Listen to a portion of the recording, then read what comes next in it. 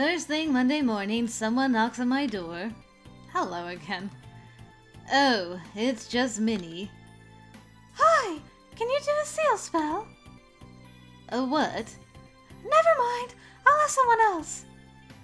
While I blink in confusion, she knocks on Donald and Luke's door and repeats the question. Sure.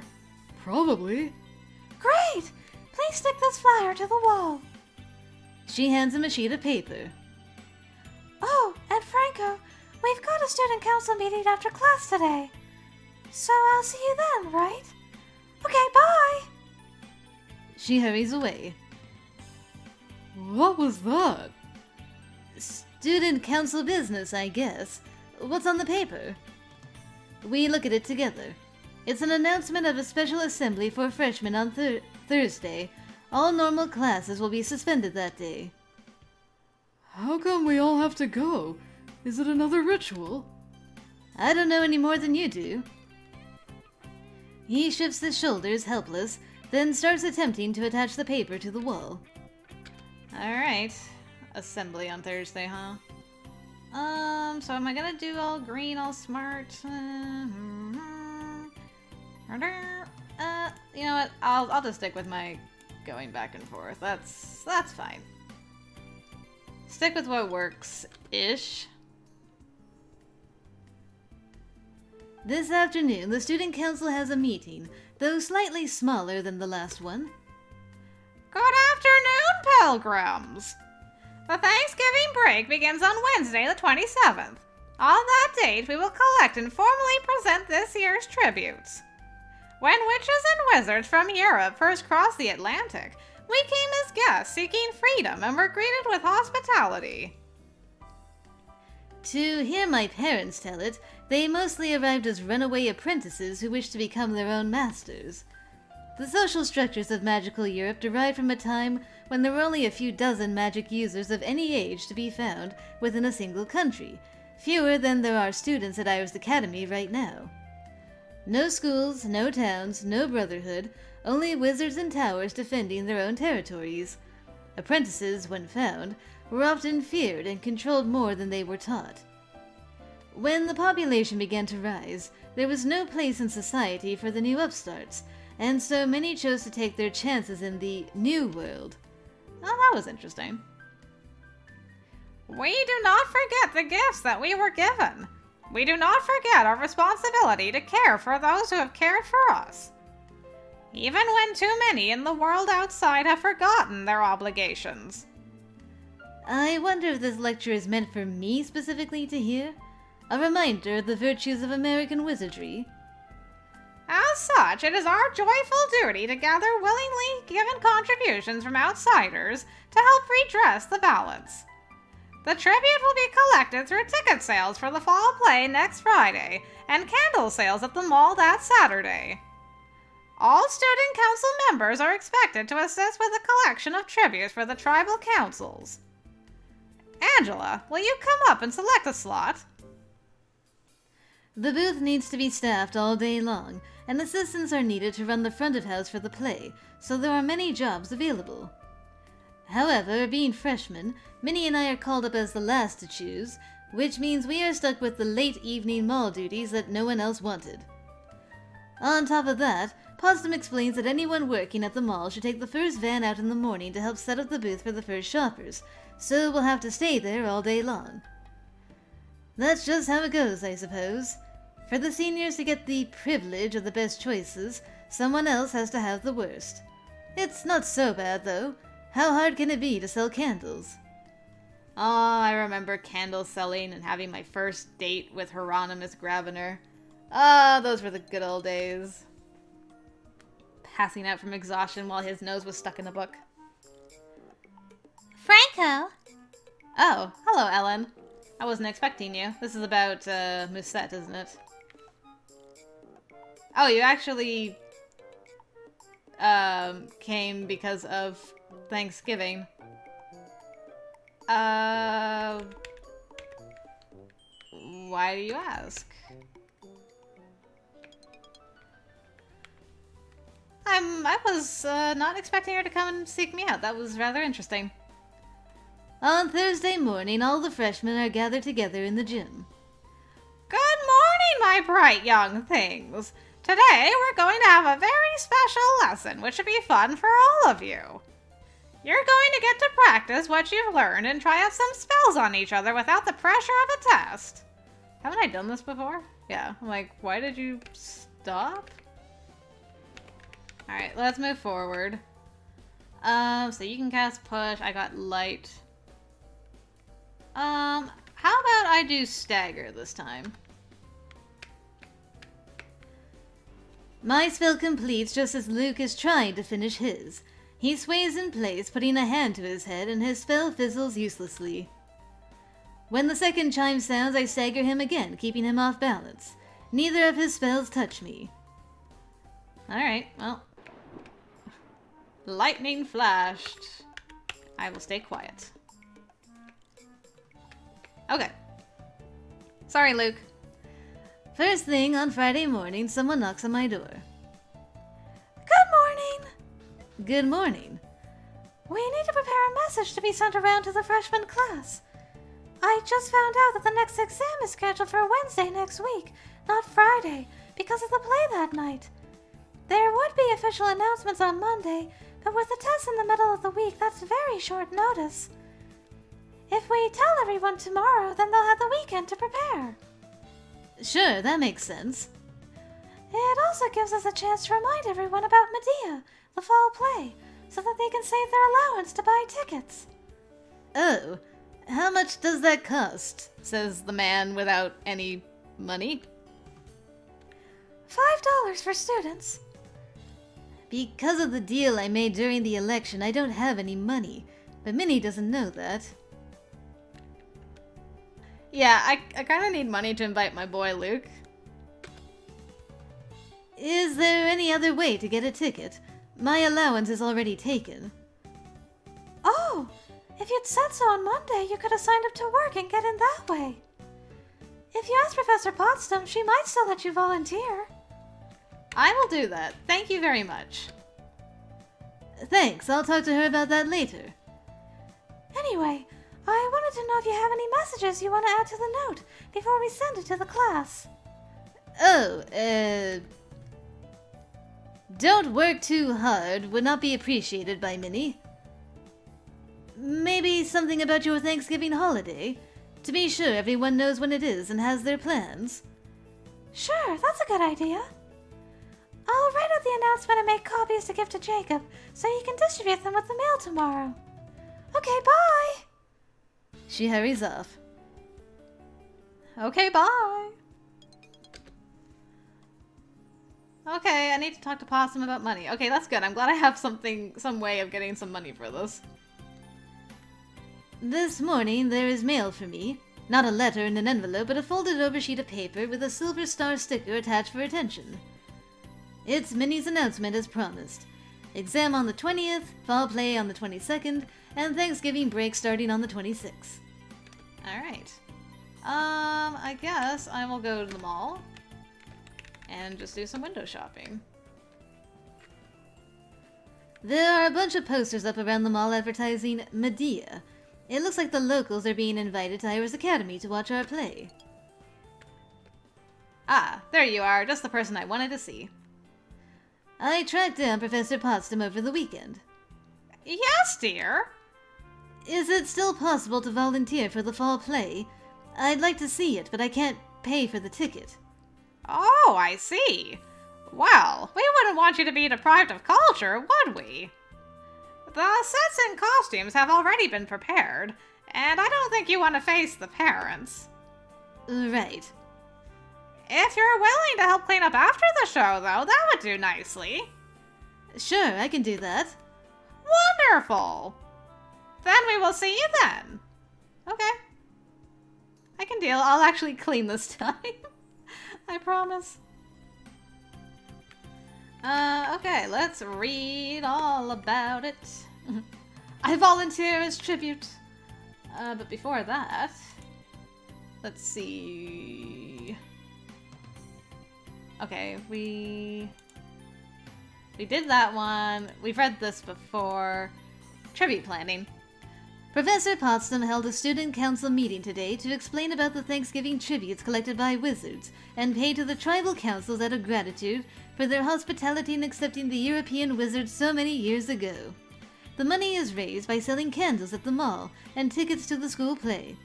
As part of the process, I have to spend Saturday the 23rd at the mall to help run the candle selling booth. Okay, I think we read that. Shadowed Wings. Okay, we've read that before. I volunteer. I agree to help clean up after the fall play in order to get free admission since I can't afford the ticket. Ahem. That's fine. We'll make it work. On Monday morning, as I'm getting ready for class, I spot a piece of paper lying on the floor of my room. Another announcement. Damien, why? I haven't even so much as looked at you funny this route. No. I have to invite Donald too. Fine, Mr. Third Wheel. I knock on their door. Hey, are you guys going to the play on Friday? Isn't that like some ancient Greek thing? I actually don't know for sure. I wasn't planning on going, really. Didn't sound like my thing. I think Logan's going. I don't know his brother that well. I guess I'll just go by myself. Luke! I was trying to ask you out! What a butt. I can't believe I'm cleaning. I didn't even need to go.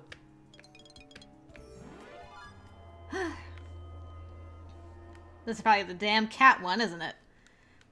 I find myself standing in a stone corridor. The exit from this dungeon has been hidden. Choose your path carefully. Be cautious. All is not as it seems.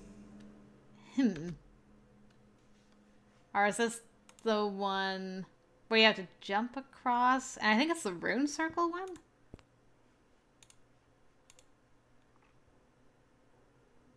So someone left me that message again. The answer to the puzzle is simple, just... Ellen, are we friends? Is there something you haven't told me? Okay, I think I'm gonna have to... I should have used track scent before walking around. Drat. Oh well. We can make this work. We can make this work.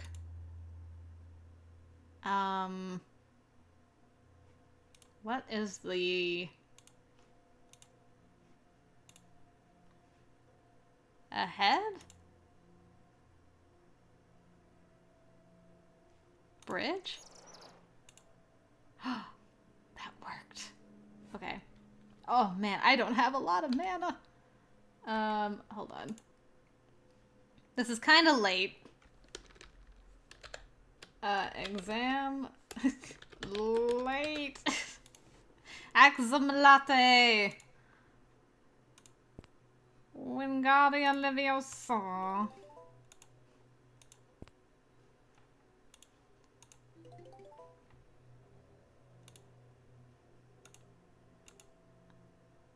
Really? Do I have enough to do Entangle again? 20? I don't have enough.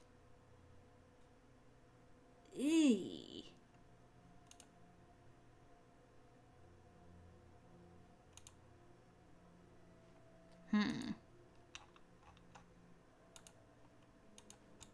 Okay.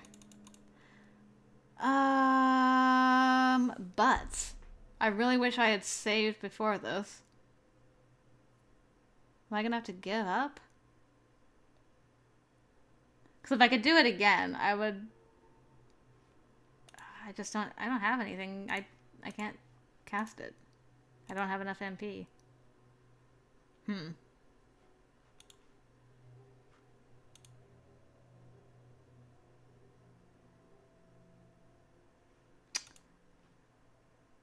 That is too bad. If I could have had my green charm, that would have so helped me a lot more. Yeah. I think... I mean, I could try...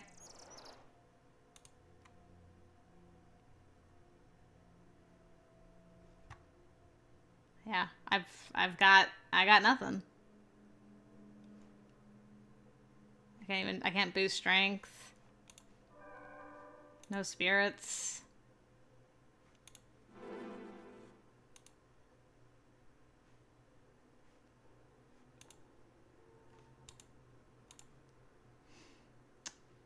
Yeah. I guess I'm gonna have to give up. I quit! I give up! And I find myself back in the school. Disappointing. Yeah. He closes the book. Consider where you went wrong. Find your mistakes and rectify them. Family or no family, continued failures will see you expelled from this academy. Do I make myself clear? Yes, sir. For your performance, or lack thereof, you have earned 10 demerits. I expect better from you in the future. Yes, sir. That could have gone a lot better. I didn't have enough mana. Oh, I needed more. I'm on my way back to my room when I hear a commotion in the halls. Stomping, shouting. Ellen being upset. I feel you, girl. Apparently I'm on your route, kind of. You know, Minnie wanted to arrange some special assemblies for wild seeds to help them fit in. Really? Why didn't she? Professor Potsdam wouldn't allow it. She said it was important for newcomers to find their own paths rather than be told what to do. That's good, isn't it? She wants you to be individuals. That doesn't hold up if we're still punished for not assimilating. What? Conforming? Adjusting to be like everyone else. Oh. What will you do now? I'll talk to you later. Huh. Getting some extra Ellen stuff unintentionally, but fine. I can't believe. That'll teach me not to be so cocky about exams. Well, I guess I'm going to the play by myself. In the evening, I head to the auditorium. There are a lot of people here. Not just students, but ordinary Americans who must have driven out here to see the play. Professor Potsdam has left a note at the ticket table so I can go inside without paying. Well, that was very nice of you, but I ended up not needing it anyway. This performance keeps to the tradition of knives and a surprising amount of blood. The unprepared audience shrieks along with the victims, but they clap along easily enough when the curtain falls. After the play, I help the ushers pick up trash from the room and mop the blood off the stage. Was it real blood? Franco? Franco? On Saturday morning, I am awakened by someone knocking on my door. Oh, hello, you two. Franco, are you ready to go? Go? It takes me a moment to remember. Right, selling candles. Come on, the boxes are waiting. We already delivered the mail. Isn't that Jacob's job? It is far, far too early in the morning for this, but I guess I don't have any choice. Give me a minute to get ready and I'll meet you by the vans. Well, those two are spending a lot of time together. All the student council members work together to load the vans with boxes of merchandise and equipment, including a fold-up table and chairs, a large patterned cloth, and a collection of white plastic pipes. Not smoking pipes, but the sort that carry water, along with many little connectors to hook them together. Are we required to create our own plumbing? Then we arrive and work to assemble the booth. The pipes snap together to become supports for signs, and the cloth is spread over the top of the table to brighten the display and hide any boxes stored underneath. The candles are arranged by size and color. It's not going to be mistaken for a professional display, but it looks nice enough. Since the freshman shifts aren't until the end of the day, I am at loose ends once the booth is set up. What should I do with them all today? Well, we're still broke. I guess we could go to the... Well, you know what? Let's just window shop. The student council booth is doing a slow but steady business in selling candles. Raven stands by the display, holding a candle of a red so dark it's almost black. I know so many ways to bring a death, but which would be best? Oh boy, that face.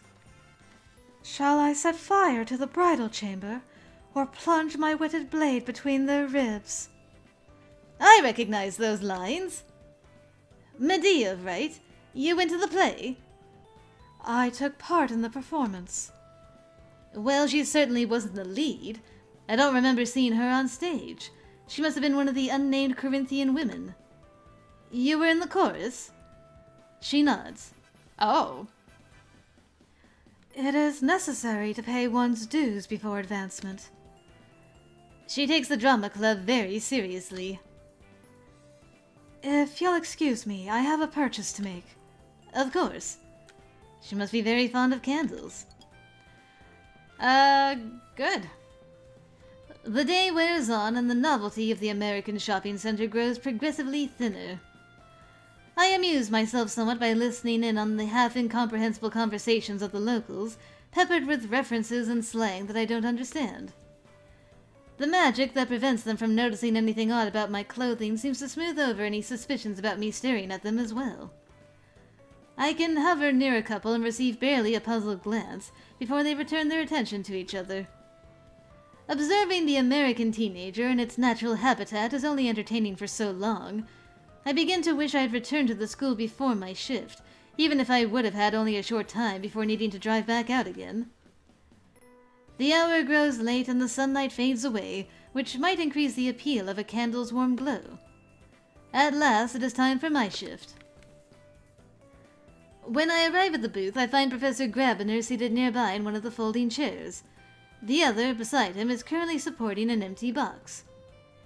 Minnie stands behind the table finishing up her work. Good. You are punctual at least. I am here to supervise only. I am not a salesman. You should not have any need to interrupt me. With that, he returns his attention to the book in his hands. I smile at Minnie. How have the sales been going? Oh, not bad. She looks past me down the darkening stretch of shops. Do you mind if I stay here a while? Just to sit. I won't be in the way. I can keep you company. Sure. Thanks. Jacob's already gone back, so it's just us now. What a lazy treasurer. I had to sit here by myself. She walks over to Grabiner, moves the box off the extra chair, and seats herself. He does not bother to look up. I step behind the booth and look over the current supplies. Then I stand and wait for someone to approach and buy my wares. An older woman walks past. She doesn't even pause. More shoppers go by. None of them stop to look at my booth. Don't they want to buy things? Isn't that why they're here? Perhaps the glamours are malfunctioning and they can't see me or the booth at all. But from the state of the stock and the cash supply, it's clear that other volunteers have been making sales. It would be improper to use magic to lure in a customer. I settle for staring at them as they go past, willing them to look my way. It's not effective. Aha! Someone is approaching. Unfortunately, it's a student, not an outsider. Well, no one said that wizards weren't allowed to buy from us. Perhaps if he takes an interest in the booth, more customers will approach. Would you like to buy a candle? He stares at me, then looks over at Professor Grabiner, then back at me. Without saying a word, he leaves. I hear a quiet footstep and discover that Minnie has walked up to join me. He kept coming by the booth earlier, watching me. Did he say something to you? Oh no, He hasn't done anything wrong. Don't worry about it. She looks down at the cash box. You haven't sold anything? No one seems very interested. She looks at me. Maybe you're just not very approachable. Let me help. But you already worked a full shift. I'm here already, so I may as well help you out. And it's for a good cause. Sit for a few minutes and watch me. If I'm doing something wrong, I need to know. I take her seat next to Grabiner, who continues to ignore us. For some reason, with Minnie at the table, customers seem a lot more interested in the candles. Maybe it's the way she smiles at people as they pass. Maybe it's her enthusiasm. I don't know where she gets the energy. I suppose the truth is that I'm just as bad a salesman as Grabiner. Neither of us was born a shopkeeper. She's better at this than I am. Should I just leave her to it? I will now, because I'm laid back and stuff, but on her route, I will help. She's happy to help. It won't hurt anything if I let her do it. After a few minutes, I see Minnie looking over in my direction. Let me know if you need anything. No, I'm fine. It's too bad I'm still stuck here for the rest of the evening. Time passes. Minnie only asked me to take her place for a few minutes when she needs to sit down, but it's been a long day, so it's impossible to avoid feeling a little tired. At least the candles are selling, much better than they would have been if I'd done it myself. But it's growing late and the shoppers are dwindling. Professor, do you want us to stay until they lock up? He looks around. No, it is unnecessary. Anyone being shooed at by security is unlikely to stop for a purchase. Minnie seems to find his statement amusing, but quickly hides her smile. All right, let's pack up. In the morning, the whole student council worked together to move the supplies. Now it's only the three of us, and would have been just two if Minnie hadn't stayed. At least there are fewer candles now that we've sold some stock. I feel so bad for Minnie. The trip back, too, is quieter. I have nothing particular to say, and it feels awkward to make casual conversation with either Minnie or Grabiner while the other is listening. In the dark, the trees that flash by our windows blend together with no sense of place or time, but still I know that I am far, far away from home. When we return to school, Grabiner goes off with the money and equipment, and Minnie and I head into the dark hallways. It's been a long day. Too long with too little refreshment, as my stomach casually reminds me. Oh! Sorry. You don't need to be sorry. You need to eat. Too late for that now. It's not a big deal. I won't starve overnight. Come on, let's go to the cafeteria. But they're closed. It's after hours. Leave it to me. Minnie leads the way into the empty dining hall. All right, why do you have a key to the cafeteria? Is that a student council perk she forgot to share? Well, I'm up late sometimes studying. I asked permission to come in so I could have snacks if I needed them. Would you like some coffee? No, I want to sleep tonight. Right. Well, I can't cook anything, but there's always apples, and I can make sandwiches. An apple sandwich?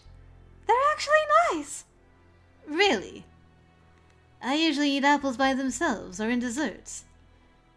Peanut butter or cheese? Apple and cheese is actually really good, so. Cheese, please. Be right back. She disappears behind the counter. Devoid of other students, the cafeteria is so quiet that I can hear her at work in the kitchen, knife chopping away. A few minutes later, she returns with 2 plates. The sandwiches are simple enough, rough brown bread studded with seeds containing still cold slices of cheese and apple. Looking more closely, I can make out the flecks of whole grain mustard as well. It's health food. It's good for you. Sure. She said she couldn't cook, but this is pretty tasty. Thank you. You're welcome. She sits down with her own plate, taking rapid, precise nibbles like a wood mouse eating berries. Before I finish, she's already standing up again. I've gotta go. I've been gone all day. I've gotta check my messages and catch up on my reading and... Okay, I'll see you later. Right. Bye! And off she goes. Man, such a hard worker. Busy little beaver. Oh, I've been spending more time with her than I have Luke so far. He wouldn't even go to the play with me. Okay, that was that. I don't know why. I chose to surrender rather than complete the exam and receive 10 demerits. Confrontation, Ellen's frustration, Greek tragedy, dramatic Raven. I saw Raven buying candles and quoting lines from Medea. She was in the chorus, but she has ambitions of larger roles in the future. And candle booth. Today, the student council had a booth at the nearby mall, selling candles to the locals as part of a fundraiser. As the freshman representatives, Minnie and I had to be there all day, setting up in the morning and taking things down in the evening. Afterwards, we went to the school cafeteria and she made us snacks. Aw man, snacks sound so good right about now, though. Alright, it's a Thanksgiving break. I guess I'll just do one of each. Professor Potsdam rubs her hands over each other, the beads on her bracelet swaying. The magic of life can both harm and heal. In some cases at the same time. The spell we will be learning today allows you to draw off some of the life energy of a target and take it into yourself. It's like 2 spells in one. If you only need to increase your own health, a spell of healing would be more effective. In later years, you will learn more advanced spells based on a similar technique that allow friends to share energy. This spell, however, is always considered an attack. Do not expect creatures to be pleased if you try to drain their life away. Damages a living target to heal the caster. Man, that's a lot of HP. That ain't nothing. Tell you that much. Alright, a little bit more mana. Okay. Franco! I turned to see Minnie calling after me. Is it true that you're staying here all alone? I'm not alone. The professors will be here. You aren't worried about it? I know it's a big family holiday in your country, but it's not in mine. I don't even know what you do for Thanksgiving. I plan to do nothing as much as possible. Well, as long as you're happy. I was worried that you'd been forgotten. I'm fine, but thanks for thinking of me. I've gotta go. My parents are waiting for me. I'll see you next week. Bye! And off she runs. That was nice of her to come check on us. Minnie, you're too good for this world. Someone is knocking on my door. Aren't we supposed to be on holiday? Am I never allowed to sleep in? This is ridiculous.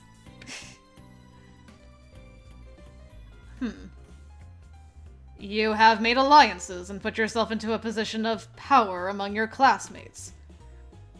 Indeed, your parents must be greatly impressed with your achievements such as... What exactly? Selling candles? I have yet to see any sign of leadership from you.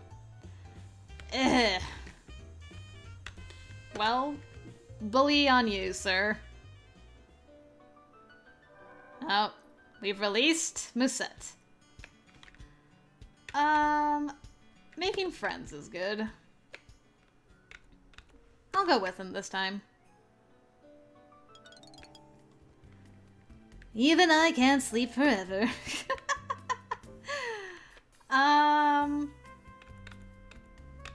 Have we done this yet? Not yet. With no classes right now, I don't have a lot to do, so I was looking for some books to pass the time. What sort of books? Fiction. Something newer than what's on the shelves.